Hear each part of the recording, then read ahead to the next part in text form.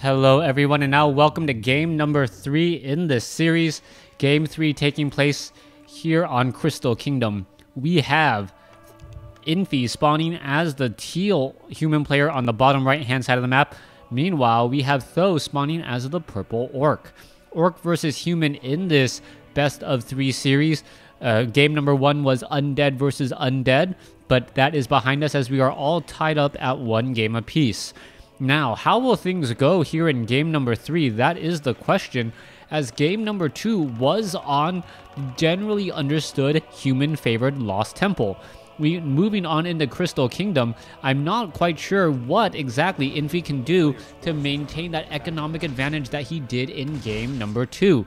Setting up those early expansions and then sitting on a lot of gold so that he could collect a whole bunch of gold without getting taxed was a brilliant strategy, especially as he was spending a lot of that gold on upgrades. If you were wondering how he was able to get to 3-3 upgrades so fast, that game was actually 23 to 25 minutes long. And he was spending his gold early on getting upgrades while staying within the no upkeep limit. So he really utilized that time surprisingly well. Let's go ahead and take a look at what Th000 is going to be doing. Th000 now running around the corner. He does have a Blade Master with a Circlet of Nobility, but that's pretty much it at this point.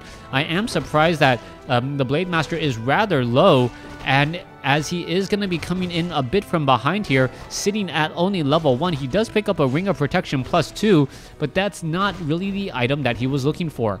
Archmage now making his way off to the north. Is he going to perhaps try and creep out a difficult creep camp? That is the question, and it looks like he's going to be going after the Goblin Laboratory. Alright, where are those militia? No militia at all. He's just going to be doing this with peasants. The Sorcerer, however, is medium armored, but why is he going after the Warrior first? I'm not sure about that. The Sorcerer does have medium armor, making him much more vulnerable to the attacks of the Footmen. Also, the Sorcerer does end up giving inner fire to the remaining units, so that's something that you should also consider when trying to take down these units here. Alright, Tuskar Fighter going to go ahead and get taken down. 2 fighters are all that is left. That additional +5 armor, very annoying to deal with, as we see the Archmage getting to level 3. Blade Master now finally at level 2. You can see he sold the Ring of Protection +2.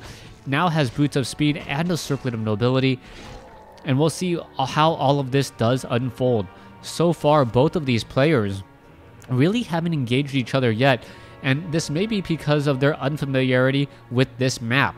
When one player is not familiar with the map, you cannot even you cannot really make predictions on where they're going to try and be. On Lost Temple, it was very easy for Th000 to know that Infi was going to try and do a fast expansion on his own natural expansion. Because of the fact that it was full cross spawns, it made it very difficult for him to try and shut that down. Meanwhile, let's take a look at things over here. The Archmage has now found the Voodoo Lounge and is going to go ahead and try and pressure it. This does come as a little bit of a surprise to me, as the Voodoo Lounge is fortified armor, and now Staff of Teleportation coming in. Oh, this could be extremely bad news. Blade Master could go after the Water Elemental here and take it down. Going after the Water Elemental gives it a lot of experience, and now the Blade Master could go after that Archmage. Archmage now running a bit for the hills, has taken a bit of damage as well, as the Grunts are now trying to run back. Alright, low hit point Grunt gonna try to perhaps hide itself. Blade Master down to 340 hit points, as the Grunts still running away from those Water Elementals, those pesky Water Elementals that can deal so much damage. Alright, it looks like both sides are going to be regrouping just a bit.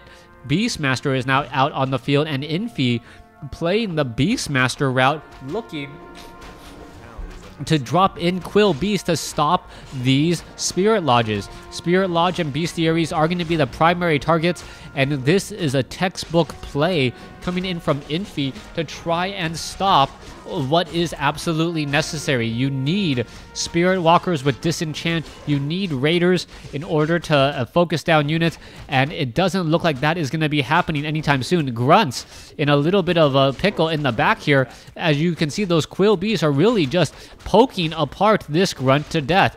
Grunt has nowhere to run, nowhere nowhere to hide. He'd actually be in a better spot if he did not. Oh, what is this? Oh, is that Quill Beast going to get taken down? It looks like that Quill Beast is not going to get taken down. This Grunt off over here could get taken down as well. And this is just some really good play from Infi, short of him losing the Archmage. Oh, that was a huge critical mistake there. Losing that Archmage all of a sudden to most likely a Hex, and that was the problem. All of a sudden, Th000 comes back around over the top, and it looks like the Beastmaster may end up getting taken down. Yes, he does get taken down as he stops to summon a Quill Beast. Level 3 Archmage in addition to a level 1 Beastmaster now taken out. And this is going to put Infi in a bit of a situation. If the Shadow Hunter and the Blade Master can creep out and get more experience, this could really cause some early havoc. The Spirit Lodge down to, or at 350 hit points and rising, really needs this time to set themselves up. All right, Quill Beast finally taken down there. Blade Master picking up a Clarity Potion quickly, using it as the Shadow Hunter is really not doing any creeping on his side of the map. I am a bit surprised by that. You can see that there, where are these creeps? I'm not quite sure where these creeps are.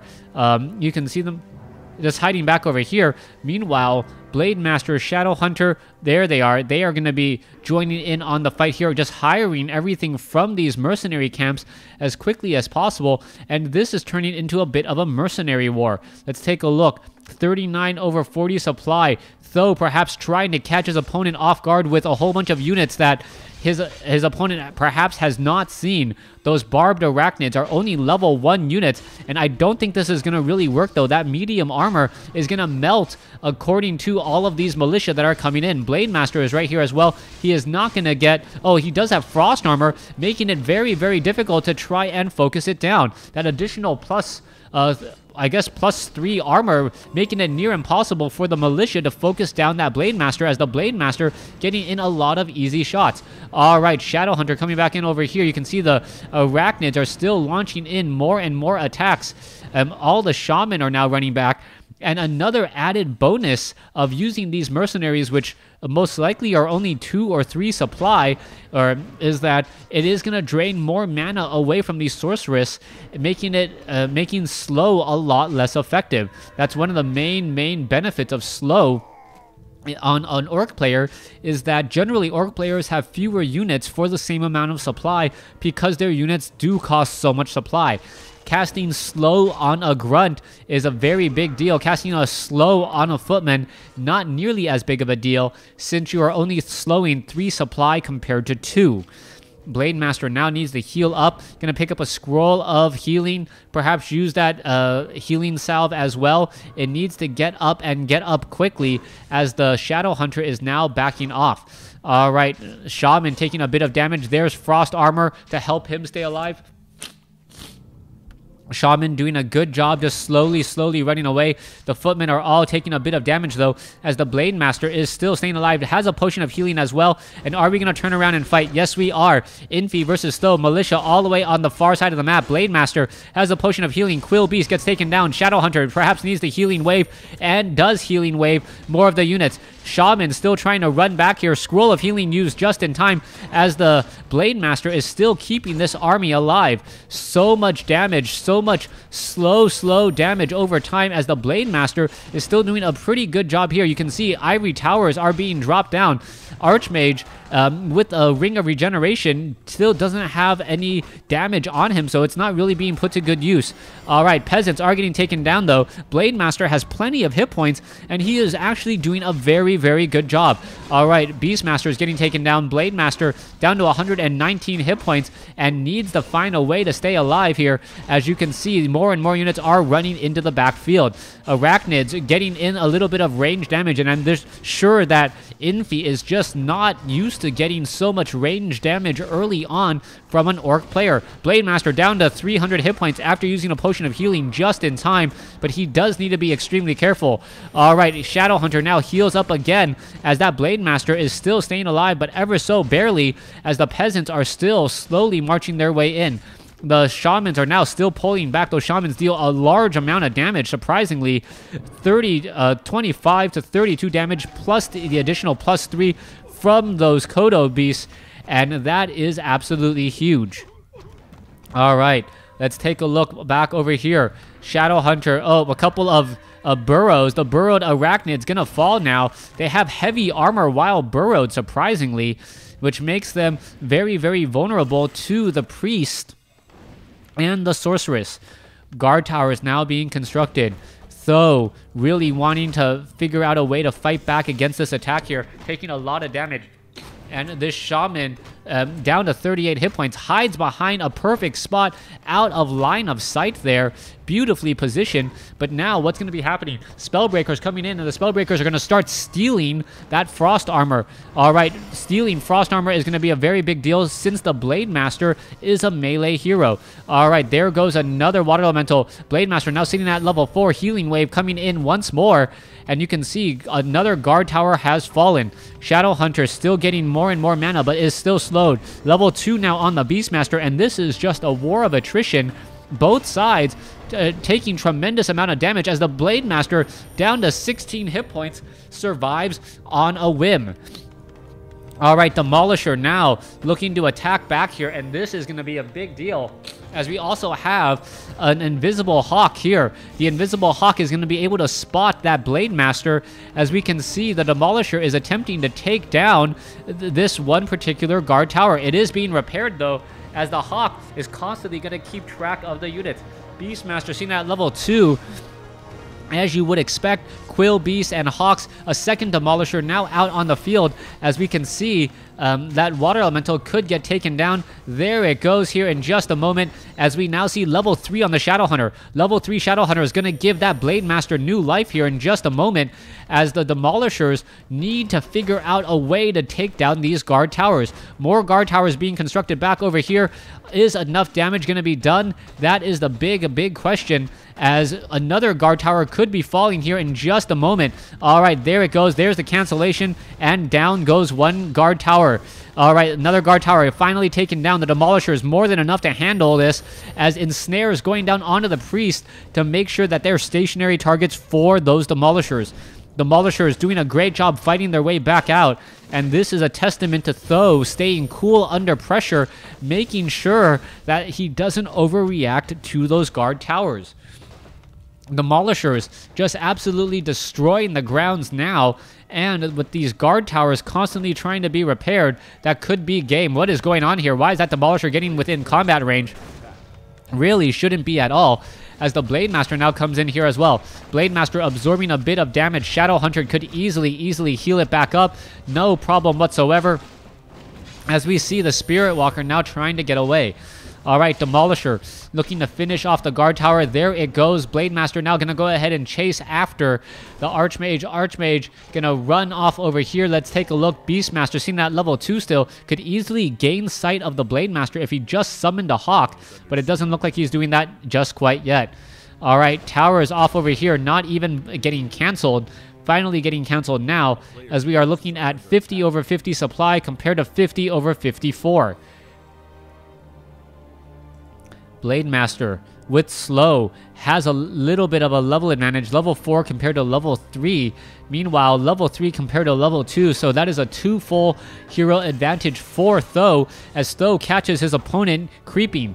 Infi in a bit of trouble, but with so much slow across the board, it is very difficult to try and chase after all of these units. Normally, if you are forced to try and run away from a fight, you take more damage. Slow pretty much the counteract or the solution to that problem, as units cannot catch up to your to your hero, or units cannot catch up to your units.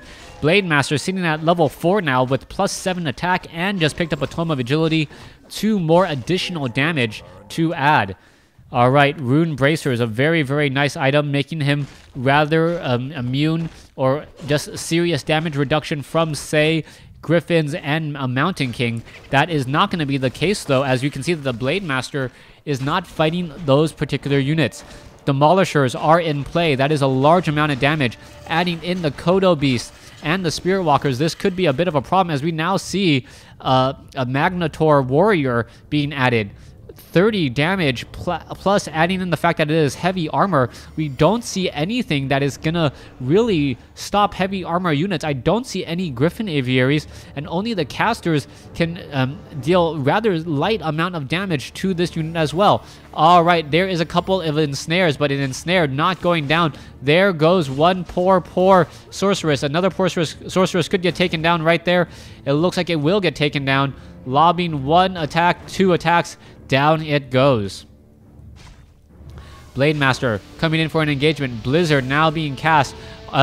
Blade Master walking through the blizzard with no real issue, as we are seeing a peasant get taken down. Level 5 now on that Blade Master, making him that much more powerful as we're looking at what's going to be happening next. The Magnetar Warrior, perhaps, is it immune to magic? I believe so. Wow, the Magnetar Warrior immune to magic.